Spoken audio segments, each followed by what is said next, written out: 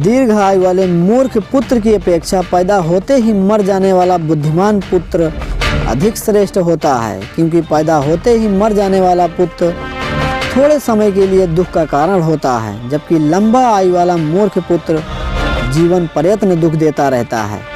संतान से माता पिता की उम्मीदें जुड़ी होती हैं। जब जन्मते ही संतान की मृत्यु हो जाती है तो माता पिता निराश के अंधकार में डूब जाते हैं। भविष्य में मृत संतान को लेकर कोई सुख दुख की उम्मीद नहीं रहती, जबकि मूर्ख पुत्र अपने माता पिता के आशा के टुकड़े टुकड़े करता रहता है। इस दुख से पहला दुख ज़्यादा ठीक है। अशिक्षित तथा अनुपयुक्त स्थान या ग्राम में रहना, नीच व्यक्ति की सेवा, रुचिकर और पौष्टिकता से रहित भोजन करना, झगड़ालू स्त्री, मूर्ख पुत्र और विधवा कन्या, ये 6 ऐसी बातें हैं जो बिना अग्नि के ही शरीर को जलाती रहती हैं। कुछ ऐसी बातें होती हैं जिनसे व्यक्ति जीवन भर दुखी रहता है। इनमें सबसे प्रमुख वह स्थान है जहां उसे लगातार रहना होता है।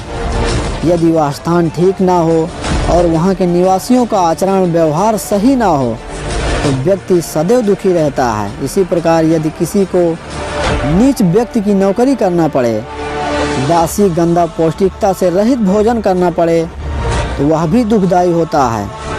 यदि स्त्री झगड़ालू हो, छोटी छोटी बातों पर झगड़ा करती हो तो गृहस्थ का सुख कैसे प्राप्त हो सकता है। पुत्र यदि मूर्ख हो और लड़की विधवा हो तो यह आयु भर तथा सहनीय क्लेश हो जाता है। ऐसी स्थितियों में इंसान का बचना असंभव हो जाता है, तो इसे मानसिक रूप से निपटने के लिए हमें हमेशा तैयार रहना चाहिए। जिस तरह दूध न देने वाली और गर्भ न धारण करने वाली गाय से कोई लाभ नहीं, उसी प्रकार यदि पुत्र विद्वान और माता पिता की सेवा करने वाला न हो तो उससे किसी प्रकार का कोई लाभ नहीं हो सकता। कोई भी व्यक्ति ऐसी गाय को पालना नहीं पसंद करेगा जो न तो दूध देती हो और न ही गर्भ धारण करती हो। उसी प्रकार ऐसे पुत्र से कोई लाभ नहीं जो न तो पढ़ा लिखा हो और न ही माता पिता की सेवा करने के योग्य हो।